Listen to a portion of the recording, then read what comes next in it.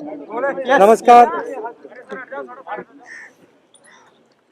हमने कहा था कि जो 3 काले कानून हैं इनको वापस लेना पड़ेगा। इसलिए कहा था क्योंकि हमें मालूम था कि 3-4 बड़े जो पूंजीपति हैं उनकी शक्ति हिंदुस्तान के किसानों के सामने खड़ी नहीं हो सकती, और वही हुआ। जो 3 काले कानून थे उनको अंत में रद्द करना पड़ा। ये किसानों की, मजदूरों की सफलता है, एक प्रकार से देश की सफलता है। मगर जिस प्रकार से ये कानून रद्द किए गए, बिना कोई डिस्कशन, पार्लियामेंट में इसके बारे में चर्चा नहीं होने दी, यह दिखाता है कि सरकार डिस्कशन से डरती है, और दिखाता है कि सरकार जानती है कि उन्होंने गलत काम किया, और सरकार डरती है। डिस्कशन जो हमारे किसान भाई शहीद हुए उनके बारे में है, वो जो 700 किसान जिन्होंने अपनी जान दी उनके बारे में डिस्कशन होना था। डिस्कशन ये भी होना था कि ये जो किसानों के खिलाफ कानून बनाए गए, इसके पीछे किसकी शक्ति थी, कौन सी शक्ति थी, ये क्यों किए जा रहे थे, क्यों बनाए गए। डिस्कशन एमएसपी पे भी होना था, और जो किसानों की समस्या है लखीमपुर खेरी, उस पे होना था। लखीमपुर खेरी और इनके जो होम मिनिस्टर हैं उन पर डिस्कशन होना था, वो तो सरकार ने होने नहीं दिया। मगर सरकार के दिमाग में थोड़ा सा कंफ्यूजन है। वो सोचती है कि जो गरीब लोग हैं, किसान लोग हैं, मजदूर लोग हैं, उनमें कोई शक्ति नहीं है, उनको दबाया जा सकता है। और इस एपिसोड ने यह दिखाया है कि किसानों को, मजदूरों को, गरीब लोगों को, कमजोर लोगों को हिंदुस्तान में दबाया नहीं जा सकता। अंग्रेजी में बोल दूं? We had mentioned earlier that the farm laws would have to be withdrawn, and we had said it because we understood that the might of 3 or 4 large crony capitalists cannot stand against the might of the Indian farmer and the Indian laborer, and that has come true. What is unfortunate is how the bills have been repealed without any discussion, without any conversation. We wanted to have a conversation about the forces behind these bills, because these bills do not just reflect the view of the Prime Minister. These bills reflect the power behind the Prime Minister, the power of people and forces behind the Prime Minister, and that is what we wanted to discuss. Who actually is behind these 3 bills?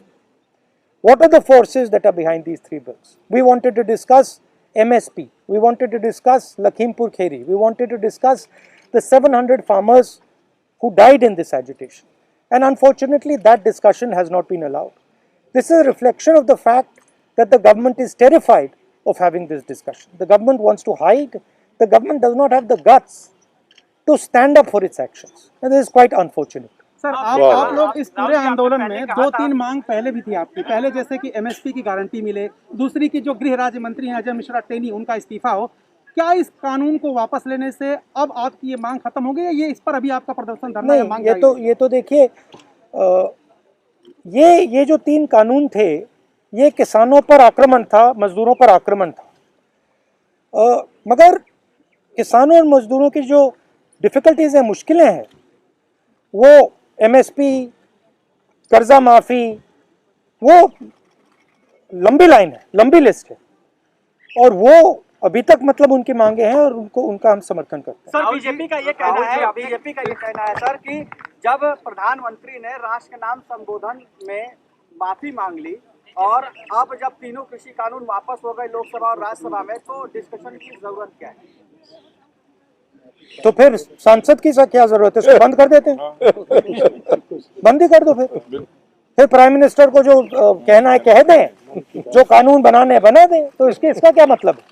Rahul ji, बंद ही कर लो। राहुल जी, आपने 700 आदमी को मौत हुई है, वो 700 आदमी के लिए आप लोग कुछ आगे कुछ कदम चलाएंगे? सेंट्रल गवर्नमेंट से, बीजेपी गवर्नमेंट से चला रहा है, उनके से कोई उनका राहत मिले? नहीं, आपने कहा कि प्रधानमंत्री ने माफी मांगी, इसका मतलब प्रधानमंत्री ने ये एक्सेप्ट किया कि उनकी गलती के कारण से 700 लोग मारे गए, उनकी गलती के कारण से ये जो पूरा आंदोलन हुआ है।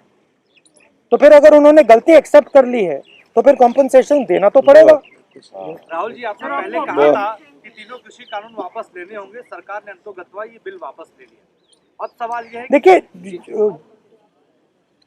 देखिए जिस प्रकार से लिया है इन्होंने, सबसे पहले इसमें किसानों का अपमान किया है। उन्होंने कहा है कि थोड़े से संगठन, थोड़े से किसान के संगठन, सेक्शन, एक सेकंड में पढ़ लेता हूं। A group of farmers are protesting against these laws. ये कोई ग्रुप नहीं है, ये हिंदुस्तान के सब किसान हैं। पहले आपने इनको खालिस्तानी कहा, अब आप इनको ग्रुप ऑफ फार्मर्स कह रहे हो। ये ग्रुप ऑफ फार्मर्स नहीं है, ये हिंदुस्तान के सारे किसान हैं और ये समझते हैं कौन सी शक्तियां इन पर आक्रमण कर रही है। राहुल जी, मेरा सवाल ये था सर, आप लोग एमएसपी पे क्या मांग कर रहे हैं? किसानों के लिए क्या की, क्योंकि जो किसान संगठन के नेता अभी भी बॉर्डर पर बैठे हुए हैं, राहुल गांधी जी क्या अपील करेंगे उन किसान संगठनों से, क्योंकि संसद में अभी नहीं, मैं किसान संगठन से क्या अपील करूंगा, उनसे कोई अपील करने की जरूरत नहीं है। मैं ये कह रहा हूं कि जिम्मेदार कौन है? जिम्मेदार किसान संगठन है क्या? उनने क्या गलती की है? उनके 700 लोग शहीद हुए हैं, उनको आपने मतलब 1 साल यहाँ बैठा रखा है, उनको घर नहीं जाने दिया आपने कहा कि गलती मेरी है, तो फिर आप कॉम्पनसेशन दो ना, और जो इनकी मांगे हैं उनको पूरा करो, एमएसपी पूरी उनको दो।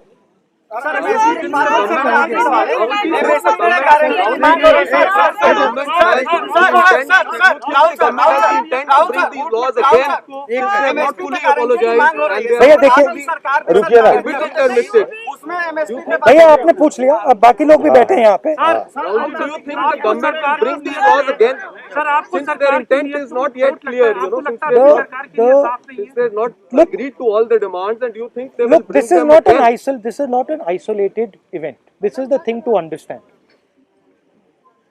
Just now, one of our journalists was asking me the question why Parliament should exist. Right? He does not even understand the question he is asking, because this entire instrument is captured by the same forces that are pushing the farm bill. It is the same forces that carried out demonetization. It is the same forces that put a floor GST. It is the same forces that didn't give any money to the poor people during COVID. So the question is not whether the government is going to try to pass these farm laws again. The question is that the government is captured by a group, by an interest that is against the poor people of this country. They will do whatever can be done to damage the future of the poor people of the country. So is it because UP and Punjab the government was supposed to take a decision? Sorry? And where was the government decision on repeal taken because of UP and Punjab polls? And what do you plan to do about the MSP? You'll be asking The decision was taken by the government because the government could not face the power, the strength of the Indian people represented in this case by the farmers and the laborers.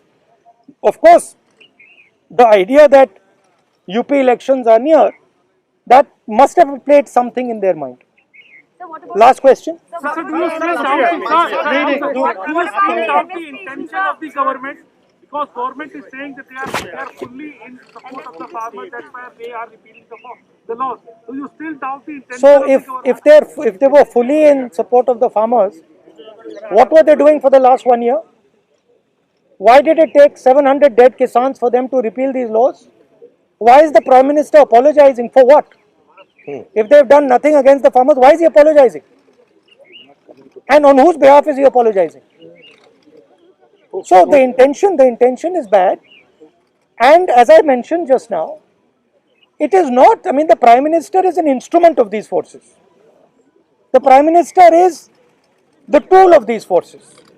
These forces sit behind the Prime Minister. These forces capture the media and they pass laws like the farm laws.